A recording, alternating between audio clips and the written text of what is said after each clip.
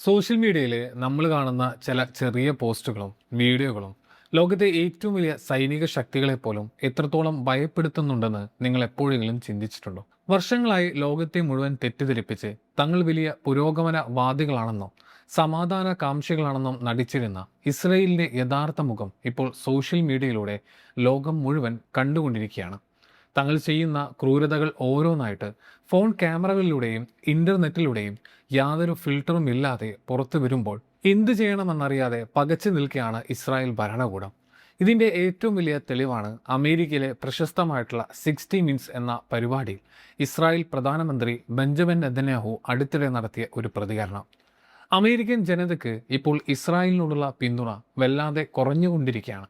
അതിന് കാരണം തങ്ങൾ അവിടെ കാണിക്കുന്ന ക്രൂരതകളല്ലത്രേ, മറിച്ച് സോഷ്യൽ മീഡിയ ആണെന്നാണ് അദ്ദേഹം പറയുന്നത്. അദ്ദേഹത്തിന്റെ വാക്കുകൾ നമ്മളൊന്ന് ശ്രദ്ധിച്ച് കേൾക്കേണ്ടതുണ്ട്. അമേരിക്കൻ ജനതയ്ക്ക് ഇസ്രായേലിനോടുള്ള താല്പര്യം നഷ്ടപ്പെടാൻ കാരണം വെറും സോഷ്യൽ മീഡിയ മാത്രമല്ല, അതിനു പിന്നിൽ വലിയൊരു ഗൂഢാലോചന ഉണ്ടെന്നാണ് നെതന്യാഹു പറയുന്നത്. പല വിദേശ രാജ്യങ്ങളും ബോട്ട് ഫാമുകൾ ഉപയോഗിച്ചും വ്യാജ അക്കൗണ്ടുകൾ വഴിയും അമേരിക്കക്കാരുടെ മനസ്സ് മാറ്റാൻ ശ്രമിക്കുകയാണത്രേ. അദ്ദേഹം പറയുന്ന ഒരു ഉദാഹരണം കേട്ടാൽ നമുക്ക് ശരിക്കും പുച്ഛം തോന്നും. പാകിസ്ഥാനിലെ ഏതോ ഒരു ഇരുട്ടുമുറിയിൽ ഇരുന്നു കൊണ്ട് ആരോ ഒരാൾ താനൊരു കടുത്ത അമേരിക്കക്കാരനാണെന്നും ഇസ്രായേലിനെ പിന്തുണച്ചിരുന്ന ആളാണെന്നും എന്നാൽ ഇപ്പോൾ അവർ ചെയ്യുന്ന കാര്യങ്ങൾ കണ്ടിട്ട് പിന്തുണ പിൻവലിക്കുകയാണെന്നും പറഞ്ഞ് മെസ്സേജുകൾ അയക്കുന്നു. ഇത്തരം വ്യാജ മെസ്സേജുകൾ കണ്ടിട്ടാണ് അമേരിക്കക്കാർ ഇസ്രായേലിനെതിരാകുന്നത് എന്നാണ് നെതന്യാഹു വിശ്വസിക്കാൻ പറയുന്നത്. അല്ലാതെ അമേരിക്കക്കാർ സ്വന്തമായി ചിന്തിച്ചിട്ടോ അവിടെ നടക്കുന്ന യഥാർത്ഥ സംഭവങ്ങൾ കണ്ടിട്ടോ അല്ല എന്നാണ് ഇതിനർത്ഥം.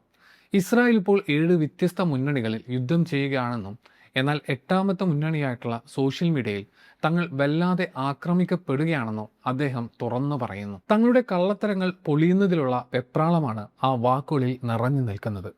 സത്യത്തിൽ നെതന്യാഹു ഈ പറയുന്നതിന് അർത്ഥം എന്താണെന്ന് നിങ്ങളൊന്ന് ചിന്തിച്ചു നോക്കൂ.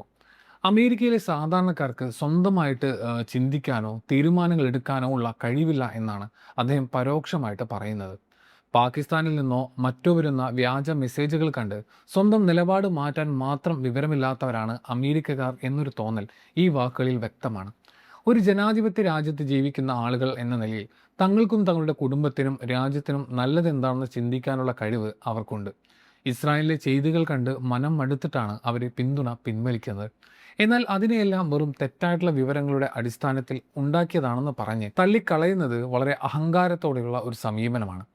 അമേരിക്കയിലെ വലതുപക്ഷക്കാർക്കിടയിൽ പോലും ഇസ്രായേലിലെ മനുഷ്യത്വമില്ലാത്ത നയങ്ങളോട് വലിയ എതിർപ്പുയർന്നു വരുന്ന ഒരു സമയത്താണ് സ്വന്തം തെറ്റുകൾ മറച്ചുവെക്കാൻ ഇത്തരമൊരു വിചിത്രമായിട്ടുള്ള ന്യായീകരണവുമായിട്ട് അവർ വരുന്നത് എന്നത് നമ്മൾ പ്രത്യേകം ശ്രദ്ധിക്കണം. ഇതിൻ്റെ കൂടെ തന്നെ ഇസ്രായേലിൻ്റെ ഇരട്ടത്താപ്പ് തുറന്നു കാണിക്കുന്ന മറ്റൊരു പ്രധാനപ്പെട്ട സംഭവമുണ്ട്.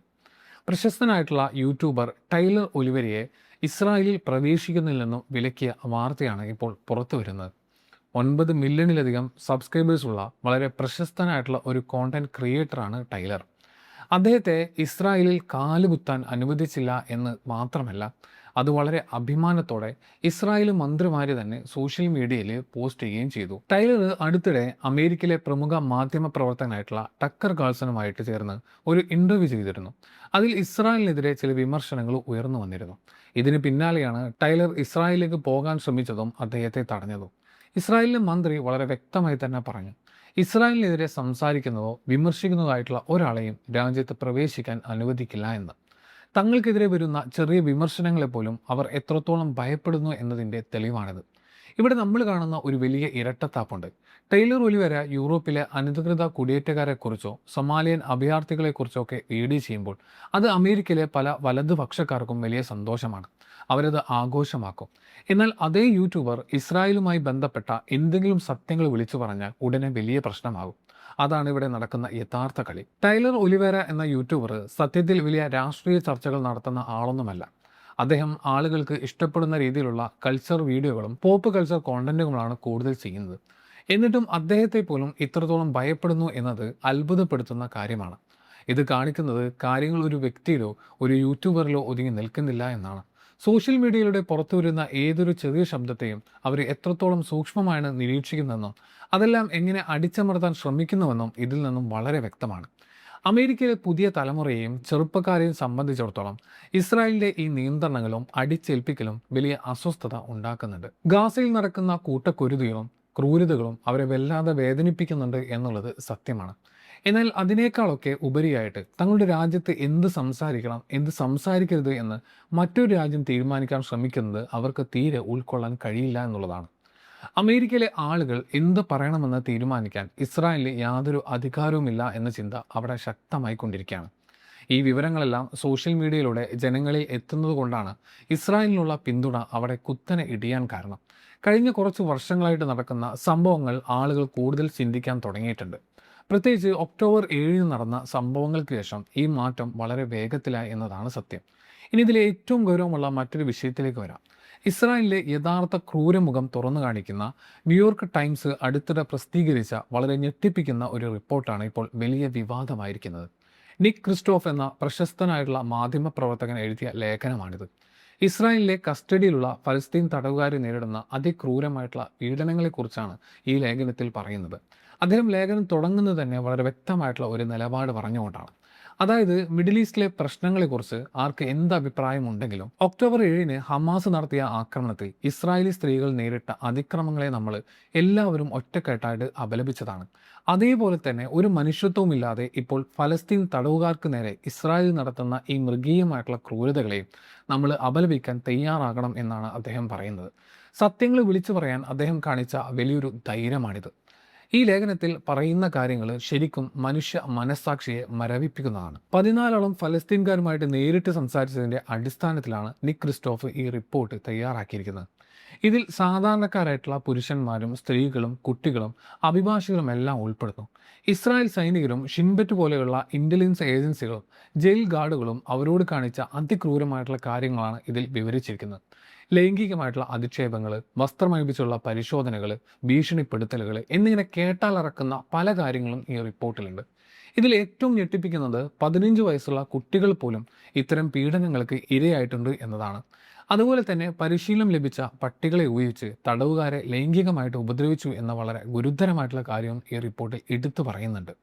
ഇതൊക്കെ കേൾക്കുമ്പോൾ തന്നെ ഇസ്രായേൽ ഭരണകൂടം എത്രത്തോളം തരം താഴ്ന്നവരാണ് എന്ന് നമുക്ക് മനസ്സിലാക്കാം.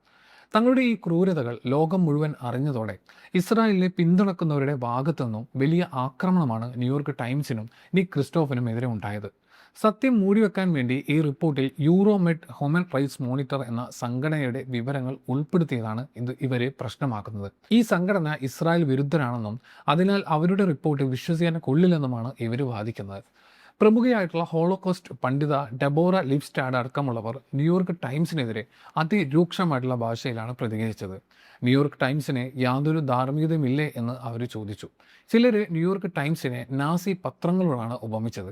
ചുരുക്കത്തിൽ ഈ റിപ്പോർട്ട് എങ്ങനെയെങ്കിലും ഇല്ലാതാക്കാൻ വേണ്ടി സോഷ്യൽ മീഡിയയിൽ വലിയൊരു യുദ്ധം തന്നെ ഇസ്രായേൽ അനുകൂലികൾ അഴിച്ചുവിട്ടു. ഇസ്രായേൽ സർക്കാരും അവരുടെ മന്ത്രിമാരും നേരിട്ടാണ് ഇതിനെതിരെ രംഗത്ത് വന്നത്. എന്നാൽ നമ്മൾ ഈ റിപ്പോർട്ട് കൃത്യമായിട്ട് വായിച്ചു നോക്കിയാൽ ഇവരുടെ കള്ളത്തരങ്ങൾ പൊടിയും. ഇത് വെറും ഒരു സംഘടനയുടെ മാത്രം റിപ്പോർട്ടിൻ്റെ അടിസ്ഥാനത്തിൽ തയ്യാറാക്കിയതല്ല. ബിഡിസൈലം പോലെയുള്ള മറ്റു പല മനുഷ്യാവകാശ സംഘടനകളുടെയും റിപ്പോർട്ടുകൾ ഇതിൽ ഉൾപ്പെടുത്തിയിട്ടുണ്ട്. 14ഓളം ആളുകൾ നേരിട്ട് അനുഭവിച്ച കാര്യങ്ങളാണ് പറഞ്ഞിരിക്കുന്നത്. അതിൽ പരിശീലനം ലഭിച്ച പട്ടികളെ ഉപയോഗിച്ച് ഉപദ്രവിച്ചെന്ന് പറഞ്ഞ വ്യക്തിയുടെ വിശ്വാസ്യതയെ ചോദ്യം ചെയ്തുകൊണ്ടാണ് പ്രധാനമായിട്ടും ഇവരിതിനെ പ്രതിരോധിക്കാൻ ശ്രമിക്കുന്നത്. ഒരു വ്യക്തിയെ അറ്റാക്ക് ചെയ്തതുകൊണ്ട് അവർ ചെയ്ത മുഴുവൻ ക്രൂരതകളും വ്യാജമാണെന്ന് വരുത്തി തീർക്കാനാണ് ഇസ്രായേൽ ശ്രമിക്കുന്നത്. എന്നാൽ ന്യൂയോർക്ക് ടൈംസ് പോലൊരു വലിയ മാധ്യമം ഇത്രയും വലിയൊരു റിപ്പോർട്ട് പുറത്തുവിടുമ്പോൾ അതിന് പിന്നിൽ വ്യക്തമായിട്ടുള്ള അന്വേഷണവും എഡിറ്റോറിയൽ പരിശോധനകളും നടന്നിട്ടുണ്ടാകും എന്നത് ഉറപ്പാണ്. ഇവിടെ വളരെ ലളിതമായിട്ടുള്ള ഒരു ചോദ്യമുണ്ട്. ഈ പറയുന്ന കാര്യങ്ങളെല്ലാം പൂർണ്ണമായിട്ടും വ്യാജമാണെങ്കിൽ, തങ്ങൾ അപകീർത്തിപ്പെടുത്താൻ വേണ്ടി മാത്രം ഉണ്ടാക്കിയതാണെങ്കിൽ എന്തുകൊണ്ട് ഇസ്രായേലിനെ ന്യൂയോർക്ക് ടൈംസിനെതിരെ അമേരിക്കയിൽ ഒരു കേസ് കൊടുത്തുകൂടാ കോടതിയിൽ? ന്യൂയോർക്ക് കോടതിയിൽ അവർക്കൊരു മാനനഷ്ട കേസ് ഫയൽ ചെയ്യാമല്ലോ. അവിടെ കോടതിയിൽ തെളിവുകൾ ഹാജരാക്കേണ്ടി വരും. നിയമപരമായിട്ടുള്ള നടപടിയിലൂടെ ഈ വിവരങ്ങളെല്ലാം എവിടെ നിന്ന് വന്നു, ആരൊക്കെയാണ് ഈ വിവരങ്ങൾ നൽകിയതെന്നെല്ലാം കൃത്യമായിട്ട് കോടതിക്ക് മുമ്പിൽ കൊണ്ടുവരാൻ കഴിയും. അങ്ങനെ ചെയ്താൽ സത്യാവസ്ഥ ലോകത്തെ ബോധ്യപ്പെടുത്താൻ ഇസ്രായേലിന് കഴിയുമല്ലോ. എന്നാൽ അവർ ഒരിക്കലും അതിന് തയ്യാറാകില്ല. കാരണം സത്യം എന്താണെന്ന് അവർക്കറിയാം. പകരം സോഷ്യൽ മീഡിയയിലൂടെ ആളുകളെ തെറ്റിദ്ധരിപ്പിക്കാനും ഭീഷണിപ്പെടുത്താനുമാണ് അവർ എക്കാലത്തും ശ്രമിക്കുന്നത്. ഇതൊന്നും കേവലം ചില മനുഷ്യാവകാശ സംഘടനകൾ പറയുന്ന കാര്യങ്ങൾ മാത്രമല്ല. നമ്മൾ മറക്കാൻ പാടില്ലാത്ത ഒരു സംഭവമുണ്ട്. കുറച്ച് നാളുകൾക്ക് മുമ്പ് ഇസ്രായേൽ സൈനികർ ഒരു ഫലസ്തീൻ തടവുകാരനെ ക്രൂരമായിട്ട് ഉപദ്രവിക്കുന്നതിൻ്റെ വീഡിയോ പുറത്തു വന്നിരുന്നു. ക്യാമറയിൽ കൃത്യമായിട്ട് പതിഞ്ഞ ആ സംഭവത്തിന് ശേഷം എന്താണ് ഉണ്ടായതെന്ന് ഓർമ്മയുണ്ടോ? ആ ക്രൂരത ചെയ്ത സൈനികരെ അറസ്റ്റ് ചെയ്തപ്പോൾ അവരെ മോചിപ്പിക്കാൻ വേണ്ടി ഇസ്രായേലിലെ ജനങ്ങൾ തന്നെ രംഗത്തിറങ്ങുകയും അത് വലിയ ആഘോഷമാകുകയും ചെയ്തു. സ്വന്തം രാജ്യത്ത് ഇത്തരം ക്രൂരതകളെ ന്യായീകരിക്കുന്ന ഒരു സമൂഹമാണ് അവിടെ ഉള്ളത്. അതുകൊണ്ട് തന്നെ ഇപ്പോൾ ന്യൂയോർക്ക് ടൈംസ് പുറത്തുവിട്ട റിപ്പോർട്ടിൽ പറയുന്ന കാര്യങ്ങൾ അവിടെ നടക്കുന്ന യാഥാർത്ഥ്യങ്ങളുമായിട്ട് 100% അടുത്ത് നിൽക്കുന്നതാണ് എന്ന് സാമാന്യ ബോധമുള്ള ആർക്കും മനസ്സിലാക്കാൻ സാധിക്കും.